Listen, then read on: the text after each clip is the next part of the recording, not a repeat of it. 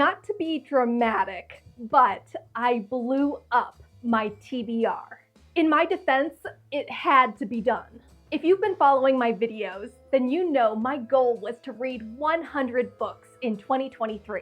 Well, I've already accomplished that goal and I've read 102 books, and I still have 3 months to spare. That's 25,253 pages, and it consists of 83 nonfiction books and 19 fiction books. And my biggest genre was self-help, which should come as a surprise to no one. But my reading plans got a little jumbled over the summer. I was working on more projects, I was craving comfort, so I read a lot of books that I had previously read that were not on my TBR. And then I caught you-know-what, which I am not allowed to say on YouTube. I have been sick for the past 2 months, and I still have some good days and some bad days. I am not running at 100% yet, but I want to read with a purpose again. However, my TBR, that is my to-be-read list, is getting a little out of hand. And to be absolutely clear, my TBR consists of physical books that I actually own. Here's the thing. I started reading certain books and then I'd abandon them. And then I checked out a ton of books from the library that were not a part of my TBR plan. And yes, I even bought some new books just to add to my ever-growing TBR. I needed to regroup, so I blew up my TBR. And now I'm formulating a new plan. Since I already met my goal of reading 100 books in 2023, I thought it might be fun to really finish my entire TBR by the end of the year. This goal intrigues me for several reasons. Number one, I want to finish my TBR and not have all of these unread books hanging over my head, or more specifically, gathering dust on my bookcase. Number two, I have a million books that I want to read, but I feel guilty buying new books when I have all of these unread books staring me in the face. And number three, as I've been reading my TBR this year, I've noticed some books that aren't my taste and I just don't like them, and I would like to donate them to free up some room. Leave a comment and let me know if you would be interested in seeing a book unhaul video. I want to start 2024 with a clean slate, not dragging around all of my unfinished projects from the past. At the time of this recording, there are 75 days left of the year, and my TBR has a grand total of 114 books. Uh-oh. That's more books than I've read for the entire year so far. That's like reading more than 1.5 books per day, and some of the books that I've got are pretty chunky. Not only that, but many of these books are novels, which is my least read genre, and it takes me the longest to finish them. But it wouldn't be a challenge if it wasn't challenging. Now, before I share what I'll be reading in October, allow me to introduce myself. I'm Sage, and this is Sage's Pages. You may also know me from my business coaching YouTube channel, Sage Grayson, Life Editor. But around these parts, I review mostly nonfiction books in the categories of self-development, business, and productivity.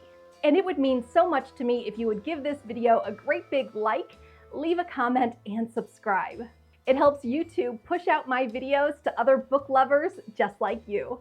Not only that, but I totally need you to help keep me accountable for this challenge. Okay, let's get into my October TBR.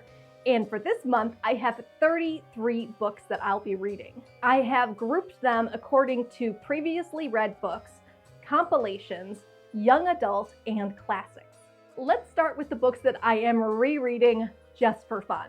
You might be wondering why I'm reading books that I have read before when I have 114 unread books on my TBR. Well, the honest answer is because I must.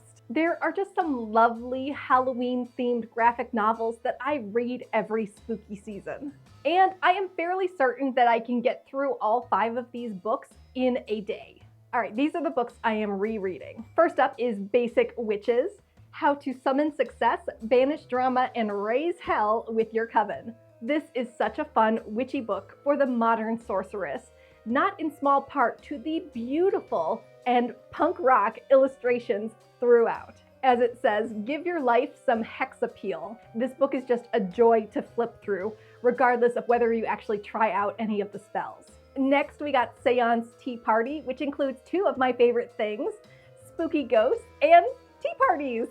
It's about a ghost who died and is now stuck as a little girl, and how she navigates her friendships, old and new. Super charming and perfect for cuddling up with a cup of tea on a cold fall night.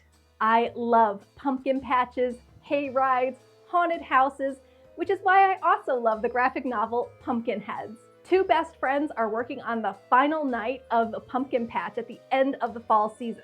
Will they finally admit their feelings for each other, or will their love disappear like a ghost in the night? If you ever had a tough childhood and wanted to run away from home when you were a kid, I've got a book for you, Baba Yaga's Assistant. This book follows a young woman who runs away from a troubled home life, including a new stepmother and stepsister, and decides to go work for one of the most notorious witches in the land. And just maybe, this spooky sorceress is the family she always needed. And finally, I'm reading again Mooncakes, which has beautiful LGBT and queer representation. It's got witches, ghosts, werewolves, fairies, demons, and maybe true love. As you can tell, my favorite spooky books are not gore and guts and torture. Maybe you'd call it spooky light. Now, let's move on to the ghost story compilations.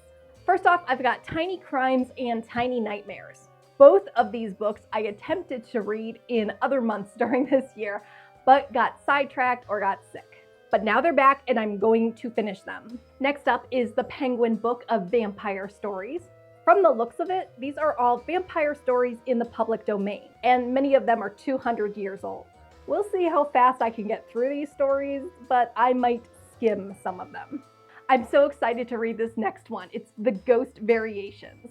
It's 100 stories about ghosts with a different take on each one.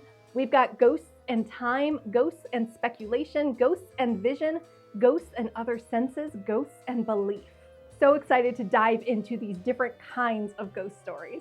Next is Toil and Trouble, and actually this belongs on Previously Read as well, but it is a compilation.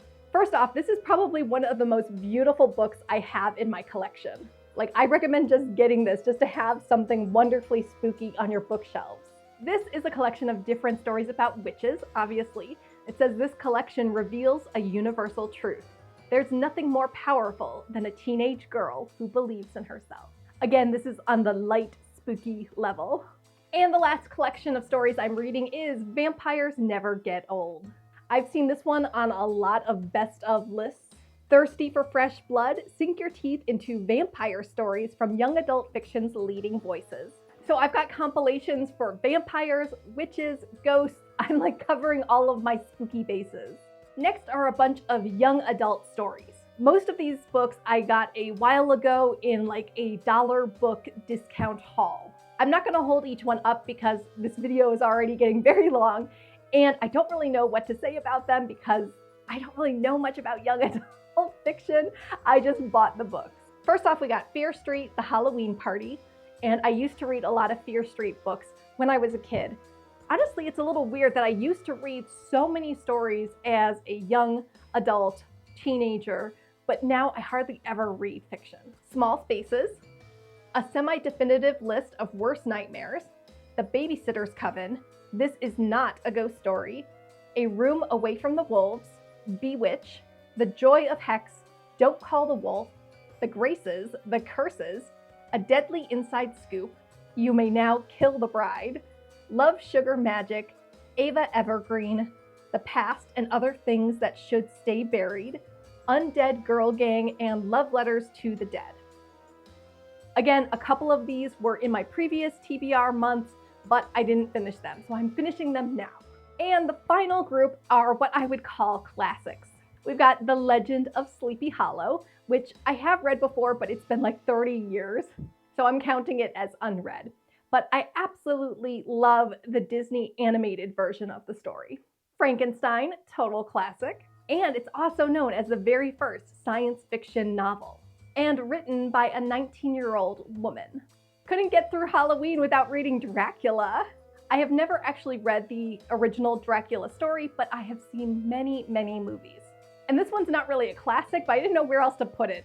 It is The Life and Afterlife of Harry Houdini. I figured this would be a nice change of pace, a biography, magic, and he actually died on Halloween. Whew, that was a lot. Okay, let's go over the stats for my October TBR. I will be reading 5 previously read books just for fun. I have 6 compilations of short stories. I've got 4 classic books and 18 young adult books. Who knows? I bought all of these young adult books, so maybe by forcing myself to actually read them, I'll start loving young adult fiction. If you've got some young adult books that I need to read, leave them in the comments. Now I'm going to start with the previously read books, then I'm going to move on to the classics, then I'm going to do the compilations, and then I'm going to end with the young adult fiction. And when I get to the young adult fiction, I'll probably go shortest to longest. I like to get lots of wins right up front to keep my motivation up. All right, now I want to hear from you. Do you think that I will be successful in reading the 114 books on my TBR by the end of the year? That is in the next 75 days. Also, do you think I might finish early? I did finish reading my 100 books in the year early. So I want you to leave a comment and cheer me on, or go ahead and tell me that I'm crazy. It's all good. Also, tell me if you want to see a longer review video of any of the specific books I'm reading in October. I will link all of these books in the description so you can check them out yourself. And if you want more help reaching your reading goals this year, then please click the link in the description to download your free copy of the Life Editor Reading Challenge. This printable worksheet has 30 fun prompts that follow along to my 5-step life editing process that I use in my coaching business. Just click the link below and get the Life Editor Reading Challenge worksheet absolutely free. Want more? Watch this video next for 3 life-changing books to spring clean your mind.